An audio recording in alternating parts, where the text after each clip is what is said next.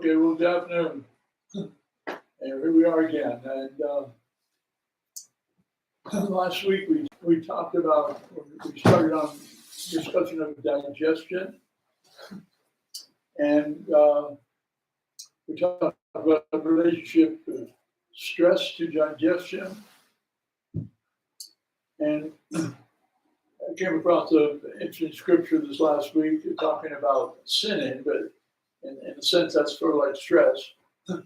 It said that there's diverse ways and means that we can become stressed or sin. There's so many that I cannot number them. One person stresses is presentation, another person thinking about going shopping, another person that's going to school, another person that's a relationship with someone else. There's just 100 different ways. Everybody responds differently to the same situation.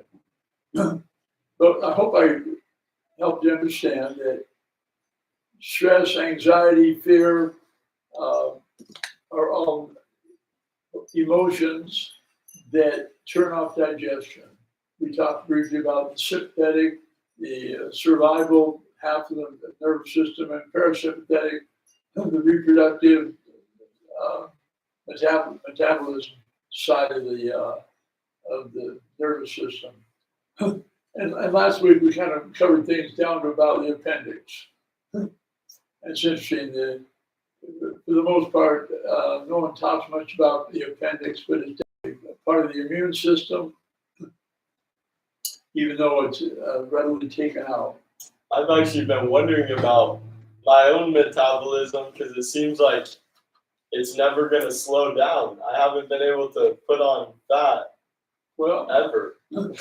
For many people, that wouldn't be a problem. They'd be happy to have that.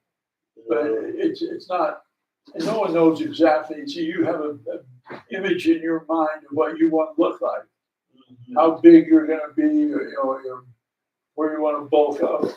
That doesn't necessarily mean that's the way your body is designed to function. I've always heard about bulking, but for me it seems like I'll never be able to bulk with fat. I just have to go straight to the muscle. Well, more and more we realize that if you want to lose weight, eat more fat. Good to define. Some people say don't eat salt. No, salt is a very valuable nutrient.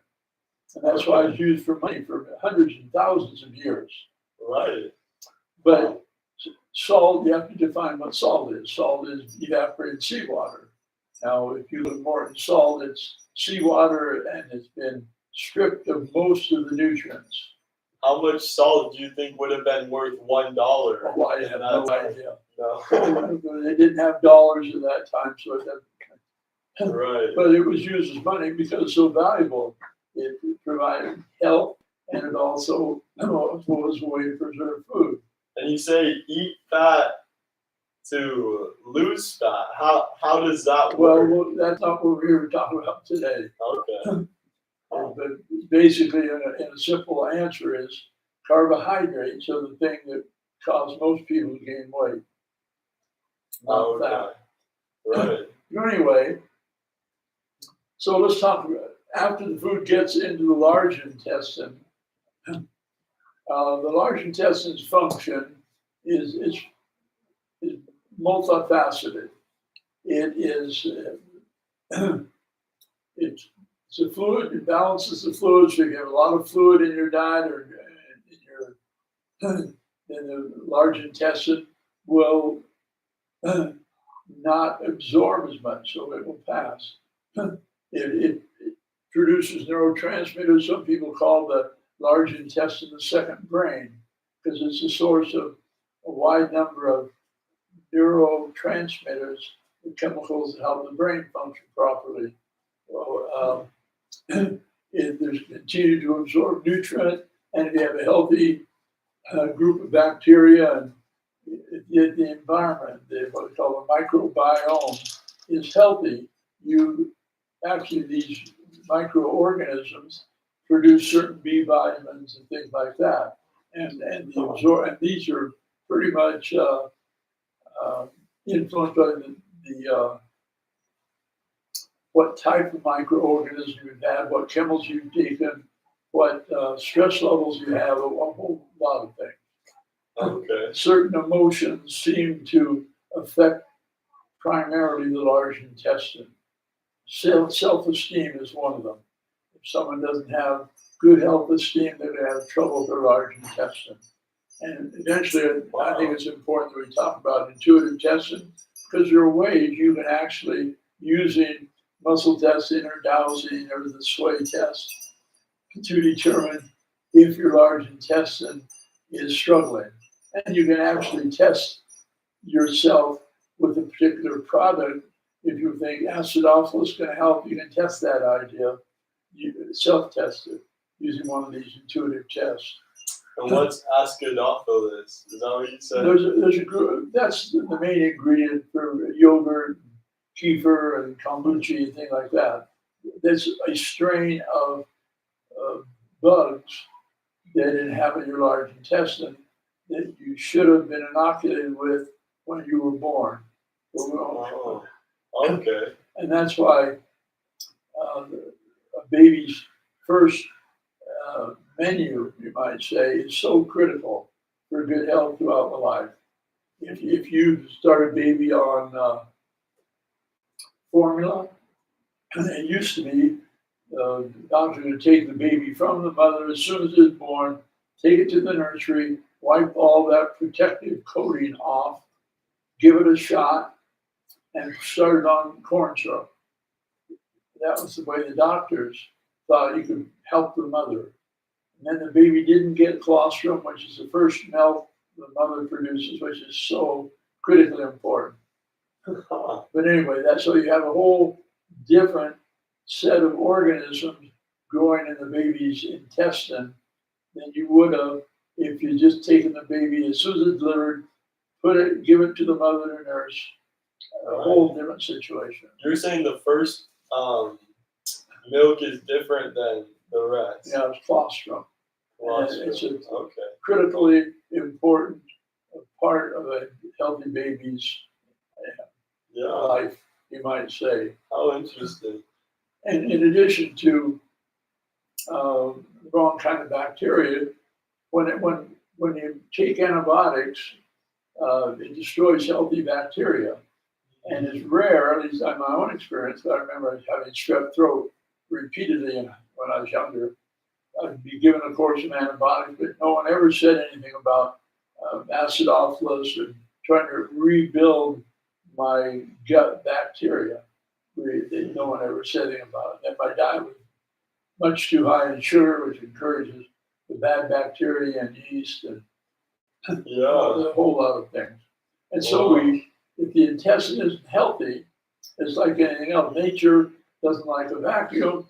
And so if the good bacteria aren't there, the bad bacteria multiply. That's just the way nature works. And like you said, when a baby's born, if you give it corn syrup, that's obviously bad. I feel like the majority of people have way too much sugar in their diet. We definitely do. And but see, all a baby's supposed to have is his mother's milk. That's ideal.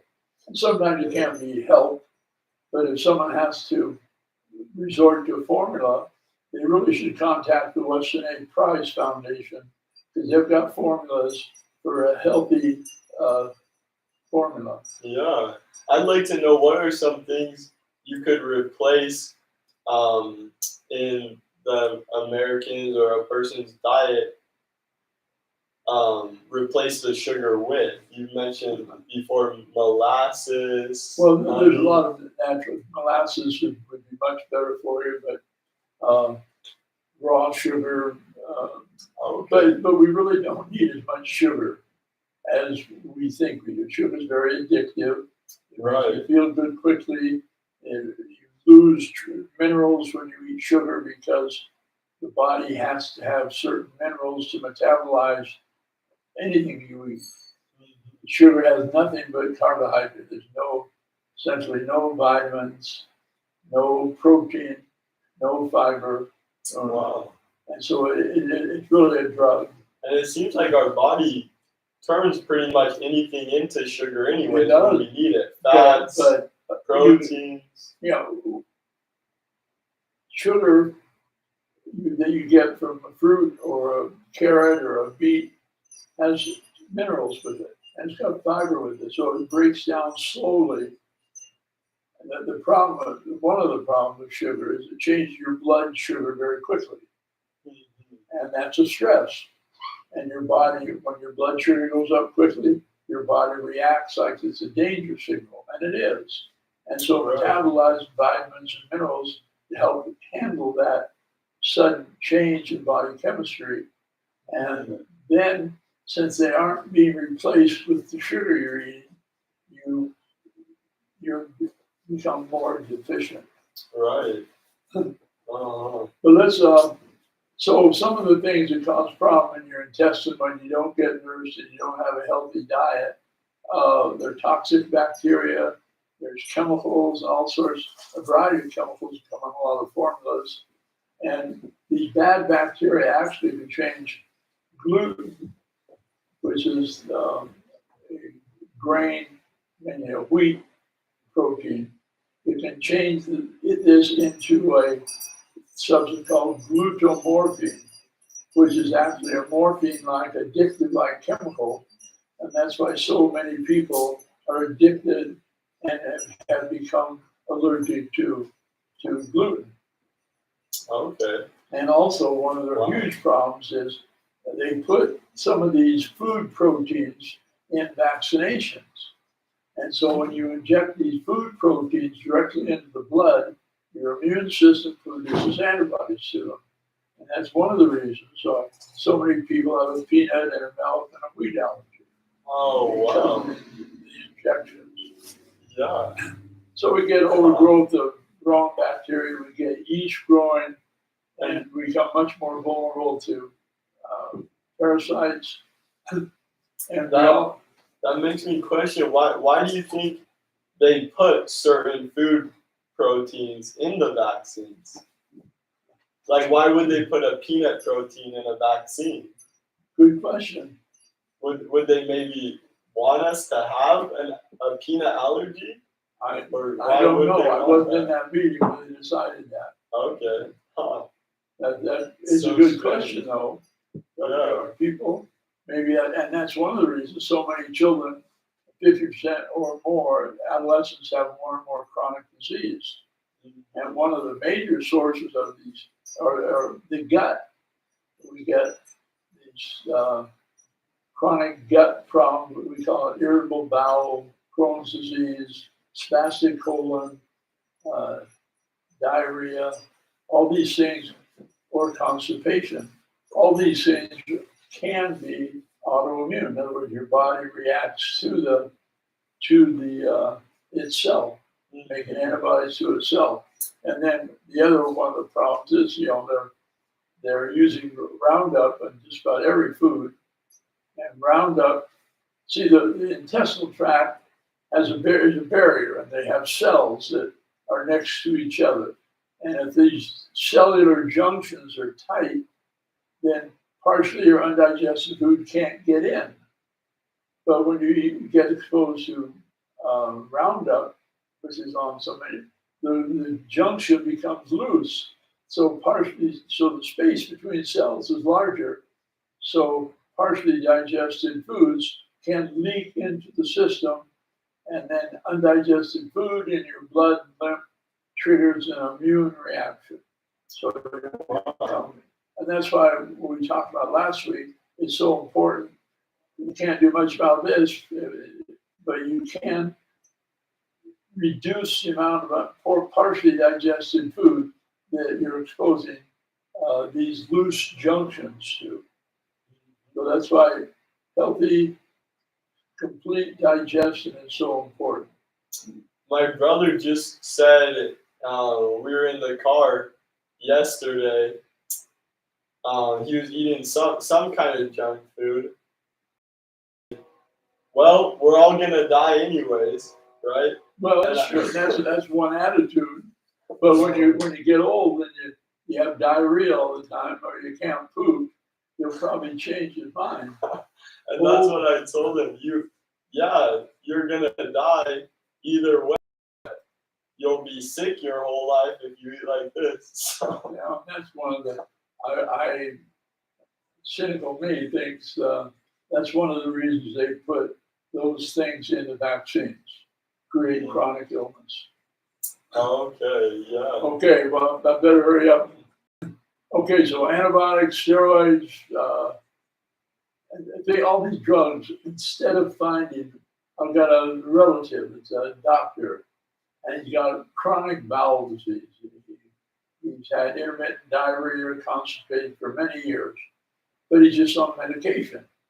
Even though he's a doctor, he's not looking for the cause. It isn't because he lacks a certain pill in his diet that he has diarrhea. Yeah. But that's just the way we get trained. But the other real important thing, fat-soluble vitamins. Healthy bacteria facilitate the absorption of the fat-soluble vitamins. And I just will bring up one, the vitamin D itself. Adequate amounts of vitamin D in our diet reduce the risk of many types of cancer by 70 or 80%. But anyway, that's not what we're talking. Okay, so these are just some of the things that are going on in your intestinal tract. What's your bowel movements? We don't talk about that very often. I'll just give you a quick rundown. A healthy bowel movement, you should have an easy, soft, non-strained. You shouldn't have to groan to have a bowel movement. It should be easy, soft. It should look like a moderate or medium-sized sausage, and it should be medium brown. The longer, so your liver is excreting chemicals that it's trying to get rid of, and many of these become carcinogenic, cause cancer. And the longer it takes food to go from your stomach to the toilet, the risk of developing colon cancer goes up. Oh, wow. And there's a kind of an epidemic of colon cancer, and part of that is probably because of exposure to these cancer-causing chemicals and a low vitamin D content. And this many things that go into this. But okay, so if this isn't your case, you should really consider foods as a possible source of this, and then digestion. So a good way to kind of test yourself would be to eliminate the major foods that cause allergies. Major foods in your diet: gluten, which is wheat and fried grains; dairy products that have been processed; soy, peanuts, eggs. And if you don't get better, then you should consider going on maybe a 3-day lemon juice fast. That's where you take a laxative the first day, and then for 3 days you do nothing except drink about 2 or 3 quarts of water. And each 2 quarts, you put the juice of 6 lemons in it, and enough maple syrup to make it tolerable. And that's all you drink for 3 days. Okay. Most people, after the second day, say they feel so much better, they don't want to eat again. And you hear that, maple syrup, not sugar. Yeah, but we're just doing it for 3 days. Yeah. But you do, and most people say, and all of what that will is that food is causing symptoms. It could be headache, it could be joint pain, it could be intestinal problems, it could be headaches, rashes, earaches, depression, a lot of mental symptoms. And many people say that wheat is actually the main source of nutrients that should be in our diet. But were you saying to eliminate wheat or grains completely, or just for a certain amount of time? Well, it depends on what the result is. If you eliminate gluten for 4 or 5 days and you feel totally well, I wouldn't go back to eating it. Right. But we don't know for sure if it's the gluten or the Roundup on it. For sure. So we don't know, but it gives you a clue that foods are the source of the problem, not a prescription deficiency. And like we talked about in I think maybe the last episode, it's not always the grain, but maybe the type of bread you're eating is processed, or it includes a bunch of bad ingredients. Well, it does, but so you might want to switch your brand. You could, but if you go off bread and you feel much better, well then you've got to assume that you figure out something else that it's probably the gluten. Okay. And there's a lot you can eat without gluten, so you'll survive. But then you've got to think about digestion and there's a whole lot of things. It's a little bit complicated, but Yeah. there's a lady developed this syndrome. Well, she didn't develop it. She recognized the syndrome. It's called gut psychology syndrome. And when she found that the vast majority of children with all these mental and physical chronic illnesses have abnormal guts.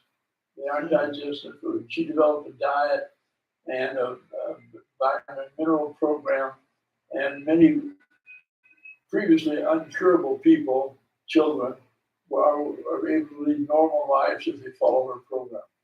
It's called GAPS, GAPS syndrome. Okay. And you can Google it or go on Amazon and get her book. Okay. The GAPS. Well, we've gone over our time again. So, yeah. Anyway, that kind of takes us through the intestinal tract. And we'll talk about something else next. Maybe we'll spend a few minutes on the continuing major cause of death in this country, heart disease. Despite the fact that it's been a problem for 50 plus years, it's still a major cause of death in this country, leading cause of death. This conversation today was a bit mind-blowing to me. Although when I was younger, I did have a lactose allergy, or that's what lactose intolerance, and I stopped drinking milk or eating any cheese or dairy products for a while, and then slowly reintroduced it to my diet, starting with like yogurt and then maybe some cheese, and I eventually could even drink milk again without any obvious symptoms. Yeah, without any obvious symptoms or reaction. So what do you do to cure the allergy? We don't know if it's a leaky gut. We don't know if it's the casein in the shots you got as a baby. See, there's so many variables. I didn't give me shots as a baby, Grandpa. Okay, good. Your parents are fine. Well, one thing you could do, you could use muscle testing to see if milk is still good for you. Okay, yeah. But right now, you're drinking raw milk most of the time. That's true, straight from the cow. Yeah, so well, it's good you're aware of that, because that maybe you're healthy enough and young enough now to tolerate it, but maybe when you're 30 or 40 or 50, you start having symptoms again. Because remember the barrel concept, as you get older, your barrel's getting smaller and you don't tolerate stress as much. You may be young enough now that you're tolerating this stress, you have enough adrenal strength to produce enough of the anti-inflammatory hormones so you don't notice. But a quick way to test it, quit using dairy products for 2 or 3 days, see what happens. Right, maybe you'll gain weight, maybe you'll bulk up. Who knows? That would be great. Yeah. And remind me, what does a barrel represent Your again? ability to tolerate stress. Okay. And as long as the barrel isn't full, you feel pretty good. The but stress as you get older, is filling the barrel. Stress is filling the barrel, and stress, what's that? It's complicated when you get past 16. Oh, yeah. Anyway, that barrel shrinks as we get older. And we're trying to maintain a healthy, large barrel. Right. So. All right. Well, good, you guys. Good segment. Good topics. Are you taking off, Tucker? Yep. All right. We'll see you later, buddy. Did you want your mics on? Oh, yeah. Thank you. Thanks for the reminder. Hopefully they could hear us. Yep. I hope they could too.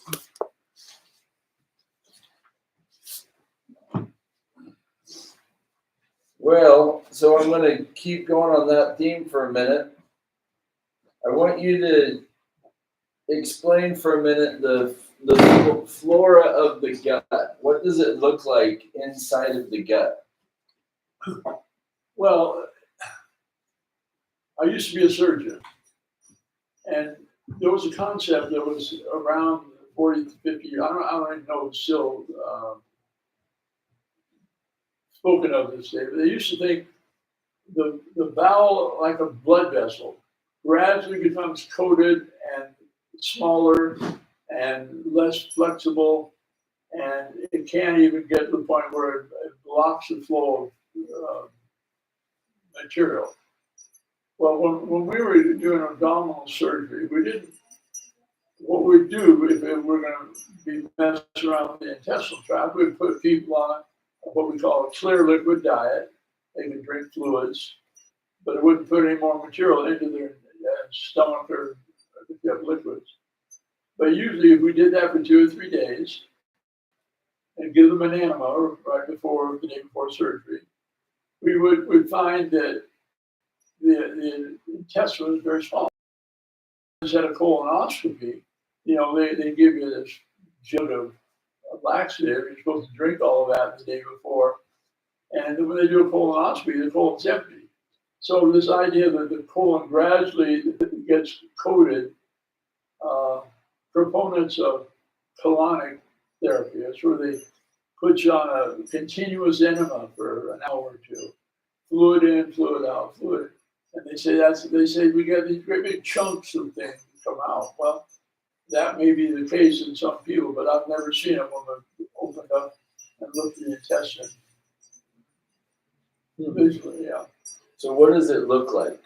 It just looks like you're looking through a tunnel with a lot of folds, and it's usually pink and moist.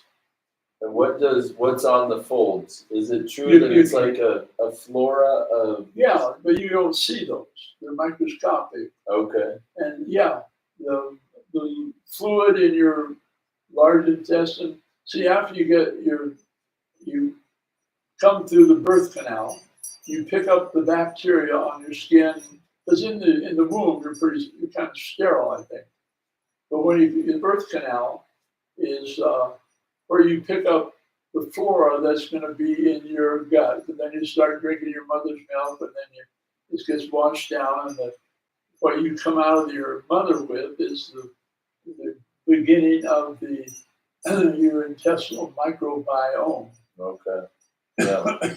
And that's why I have some daughters-in-law that had a C-section, and so what I've recommended for them is that 24, 36 hours before they have the C-section, they insert a tampon, and so the microflora in the mom's vagina or birth canal, it will be on that tampon. Then when the baby's born, you wipe the baby off with that tampon.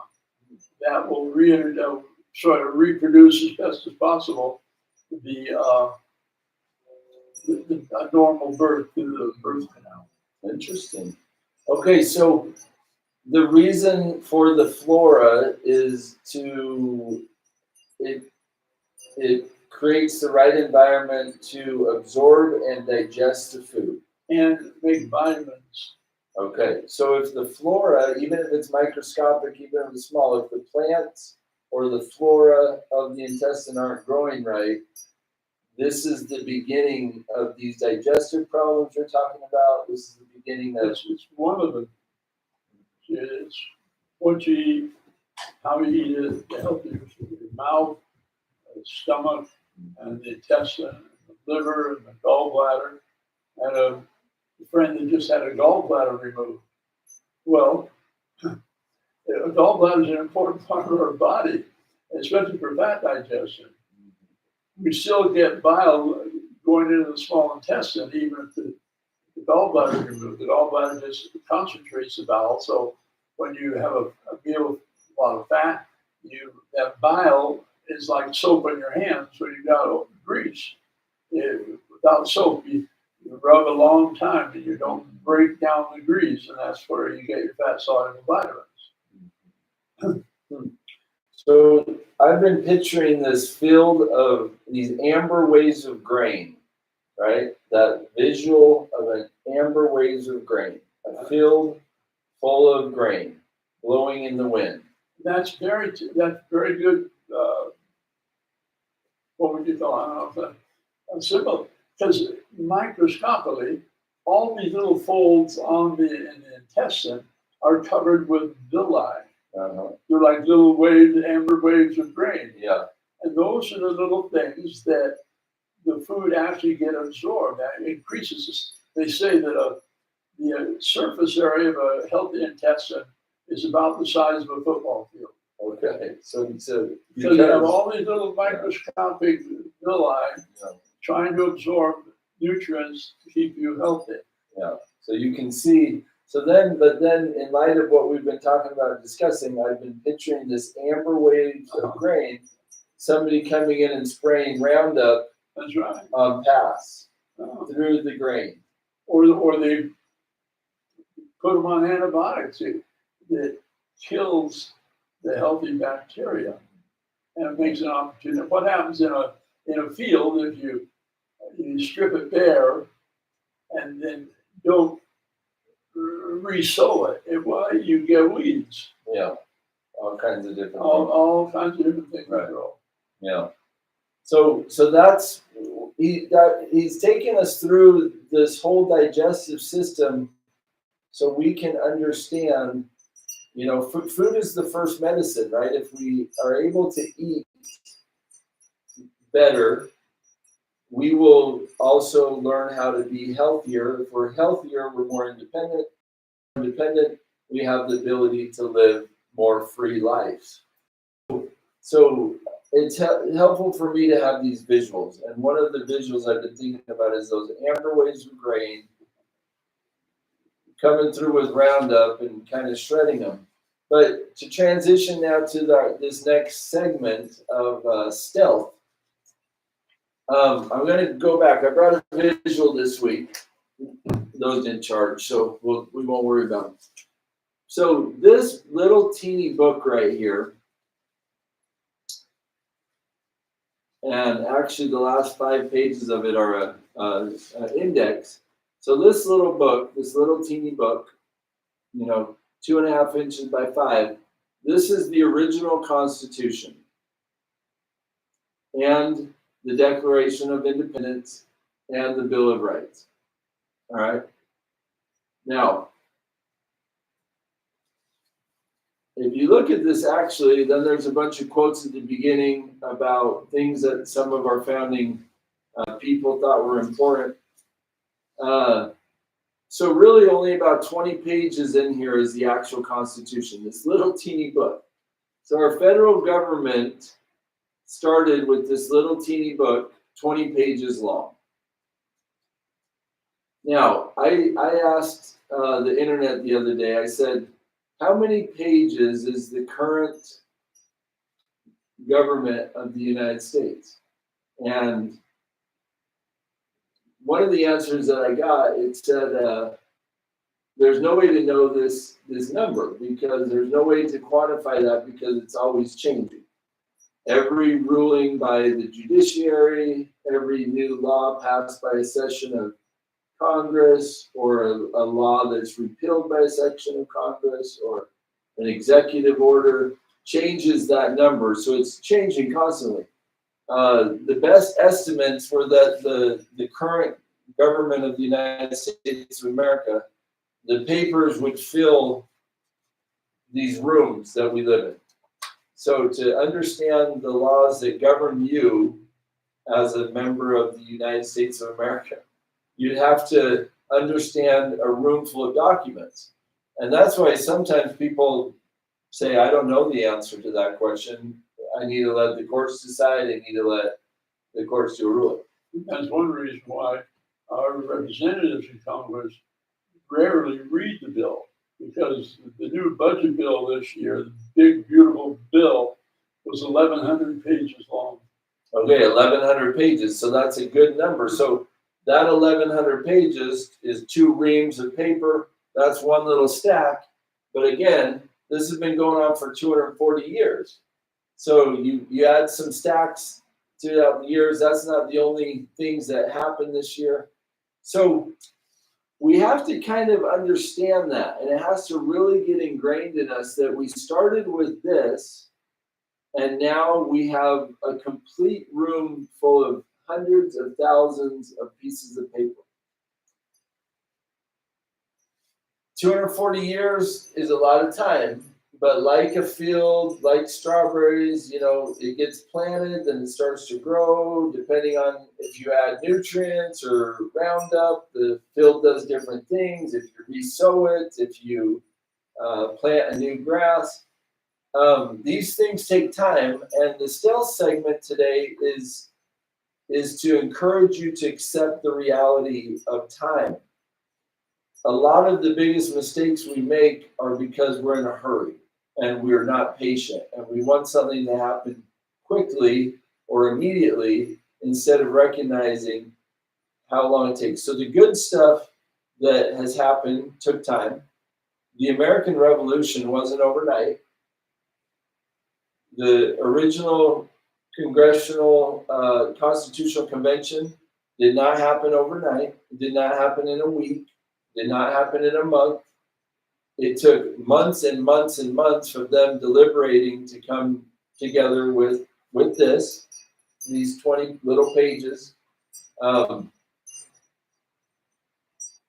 In order to change the direction or to alter the direction, it's gonna take time.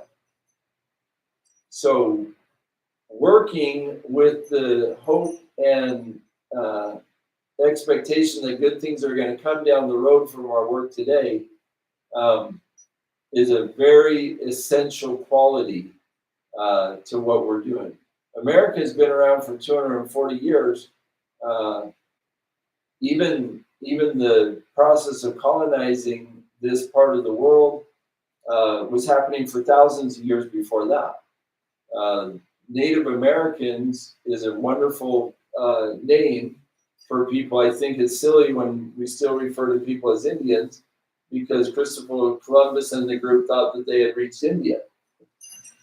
I mean, that's an interesting thing. But then the question of native, everybody understands that the Native Americans had already come from somewhere.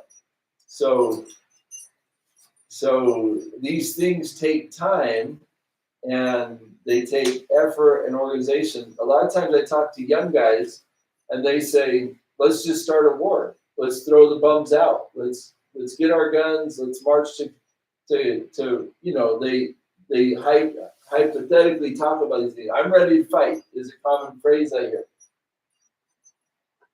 I think it's important to kind of address that a little bit and say, are you ready to fight? And then turn it over to the same people that are in charge now to decide what the new government is. Just because you fight, does that mean you win? How many hundreds of millions of Americans would die if we fought right now? If we all of a sudden said, we don't want any more government services right now without any kind of transition, how many millions of people would be on the street or starving or hungry? So a really powerful teacher that I'm really a fan of, his name was Ezra Taft Benson. He was the Secretary of Agriculture. He spent a lot of years in public. He advocated for a transition where you freeze the current level of services and then you reduce them over 10 or 15 years. So you don't go into it with this idea that you're going to change everything this year. You're going to go into it with the idea, a big group of people says, we're going to freeze this so it doesn't get any bigger, and then we're going to chip away at it little by little, and this gives people time to transition. So part of stealth is realizing, number one, how big the problem is, how big this monster of government has become. He likes to quote George Washington, his quote about fire. What's that quote? Government is like fire. It's a dangerous servant and a fearful master. Yeah, a fearful master, a dangerous servant. So his idea was to keep government in the service, on the spectrum of government, government was supposed to be in the service to where it provided for the common good by keeping people free. But it's grown to be this monster that now governs us. It's interesting, I think, the Second Amendment of the right to keep and bear arms wasn't to protect us from the Ukraine or Russia. It was to protect us from our government. Right. It wasn't. We weren't worried about foreign invaders. Right. We were the leaders, the framers of the Constitution had come and had experienced totalitarian, terrible government. Right. And so I'm going to keep my gun. So if the mayor or the governor comes unconstitutionally, I'll have a defense. Right. So say a little bit more about where they had come from, because that's an important point. So right here, it's actually the shortest of all the amendments, the Second Amendment. It's literally three lines. And even in, which is kind of amazing. Oh, I guess I'm wrong. Amendment 8 is shorter. But it's 3 lines, right? Think of that, 3 lines. But so tell a little bit more about that. Well, they've been living under the rule of England, Britain, and they've seen how they've been abused. Taxation without representation. They didn't have a say of who was going to be their leaders here, and the leaders they were sent from England were leaders who had grown up under a king, the absolute right of kings, and we didn't like that. A lot of the new people in this country had suffered under religious persecution. If you believe such and such a thing about God, we're going to kill you. And the Huguenots were a good example. They were killed. It wasn't too long before this country was established that if you had a Bible in your home, anyway, everybody has understood the times the Catholic Church was. That's why they had a Mass in Latin. Catholics are doing great things right now, but the past has been pretty difficult to live with. So this ability to keep and maintain and be independent and hold on to your liberty was what they were very familiar with and what they were separating themselves from by writing this little document. And this little document was the beginning of that. It was when government was intended to be a servant, to maintain the liberty of the land, to let the human intellect under God prosper and grow and develop and invent. And it's a remarkable premise. It's a remarkable idea. The paradigm has really shifted to this point where we all feel to some certain degree that it's the government's responsibility to do any number of things. A book that really illustrates what the result of the Constitution is a book called The 5,000-Year Leap. And the author showed I can't remember the number of points he makes, that under the Constitution, the American people were able to do in 100 years what humans could not achieve in 5,000 years. Right. This is the first time people have been really free and able to choose their own and have the freedom to develop their own talents. For 5,000 years, they hadn't achieved that. But now, in less than 200, under the Constitution, and which parenthetically was it's the first Chief Justice of the Supreme Court, John Jay, said, America was founded on the basis of the gospel of Jesus Christ. We recognized that we had to have God as our ultimate leader, but then men need to be free. Yeah. So that's a paradigm that is very important. So it's essential. His first time on this little these episodes, he said we got to shift the paradigm, and he was talking about it in a health sense. But and going back to the point of today's episode, this is going to take a little time. In order to shift the paradigm, we have to talk about the shift. We have to discuss it. We have to talk about what responsibilities are actually ours that we've given over to the government in the name of safety or in the name of security or in the name of trust or whatever it was that convinced us that somebody else would handle that thing better. So that's why there's a mountain of paper that now rules over us, is because we've gradually entrusted other people to take control of these certain responsibilities. Fortunately, in America, they haven't, and we haven't conceded all of that yet. And that's the beauty of where we're at. We still have the ability to do this, to discuss these things. We still have the ability to go to where our government happens and share our ideas. We don't believe in the divine rule of kings anymore. Like, our paradigm has shifted very far from where it was in the 1600s, 1700s. Unfortunately, it's shifting back more to maybe where it was before this marvelous little book was. But if enough of us start to think the right and take responsibility for our own lives, our own communities, our own families, we can chip away at this, right? We can chip away at this. And don't get me wrong, it's a real challenge. It might take us as long to chip away at the Federal Reserve as it took for them to get it into place.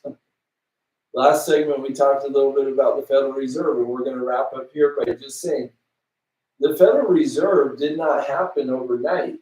And no matter what they've wrecked in terms of manipulating our economy for the last 100 years, they had to work on that idea for a long time. And as Americans, we have to embrace the struggle a little bit and say, we have to work on these things that matter in a generational way.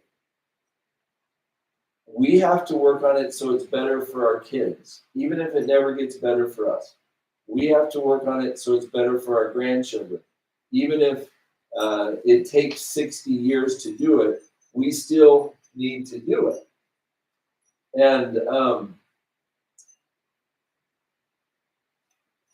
because you can't just go into Washington, D.C. and burn all the bills and hope that the government that replaces the government you run out of town is magically going to be better.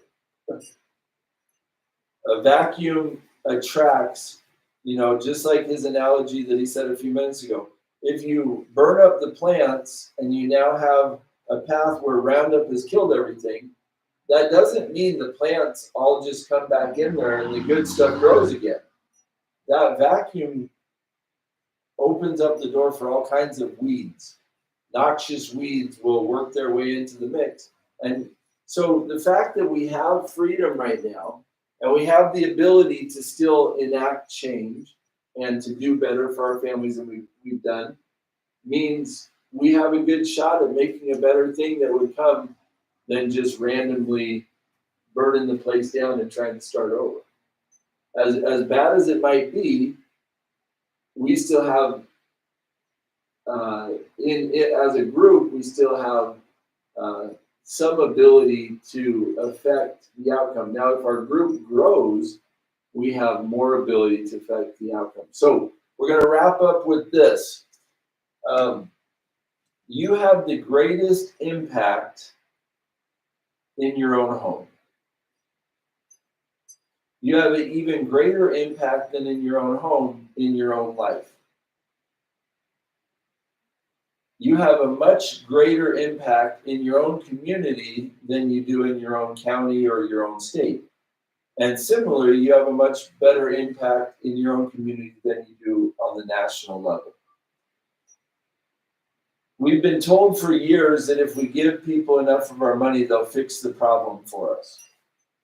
What do you think about that solution? How's it working? That's what I like.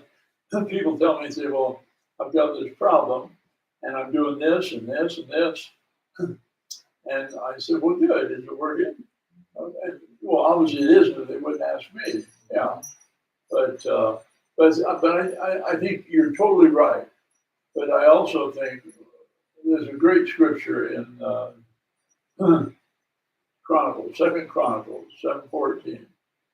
The Lord, this is right after the Temple of Solomon was completed. I think it may have even been part of Solomon's prayer. But he said,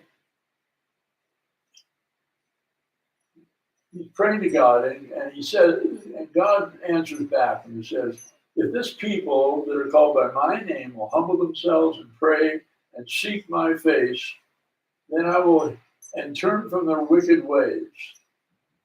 Then I will hear from heaven, answer their prayers, and heal their land. I mean, that's God promising that. But we've got to turn from our wicked ways. And that's, a big focus of my life right now. But anyway, so we got to think about it. It'd be interesting to see a list of what different people think are the wicked ways that keeps God from healing the land. See, the founding fathers, in God we trust. That was on the dollar bills. We've got to trust God, and I don't know how else we're going to fix that room full of paper. Yeah. Without God's help. So right, under God, and everything we're talking about on these segments, all these ideas, we're trying to do them under God so that we can be directed by Him.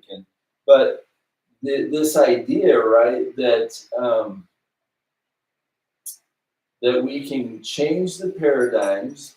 One of the most wicked things that happens to people is they start being trained to think wrongly. So if you ask me that question, I would say the wicked ways is a lot of the ideas we've been taught over the last 60 years. Totally. One wicked way is we've been taught that the banks keep our money safe. Okay.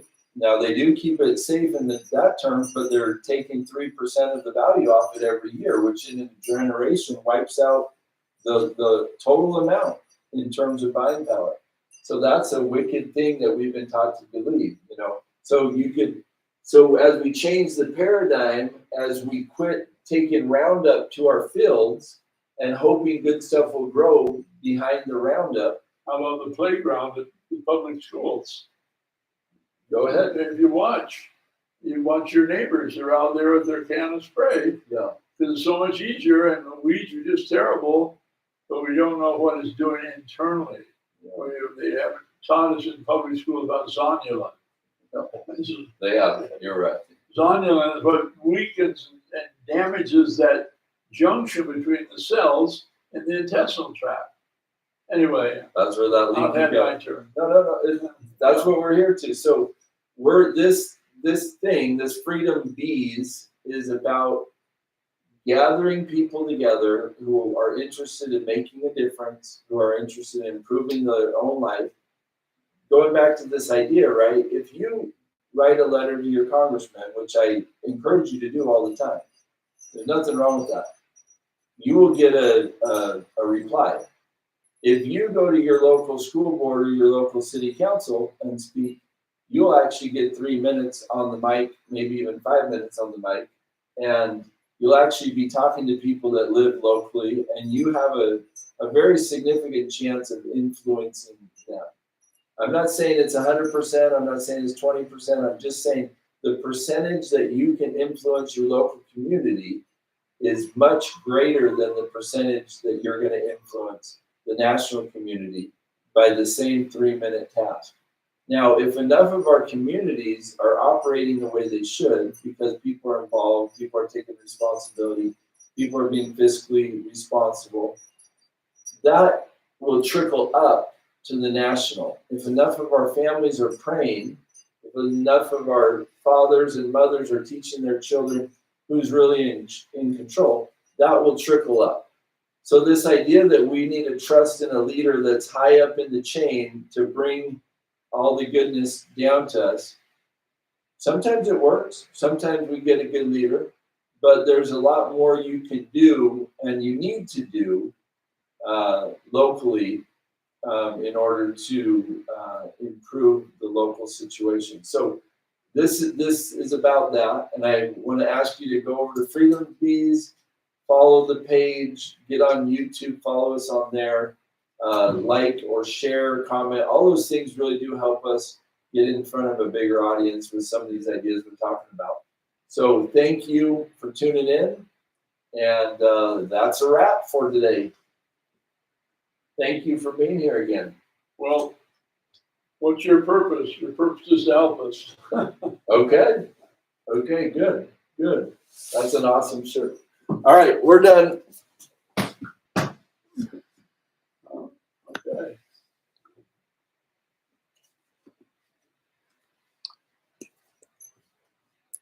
Thanks, Dad. Good job. Well, we'll see. We will see.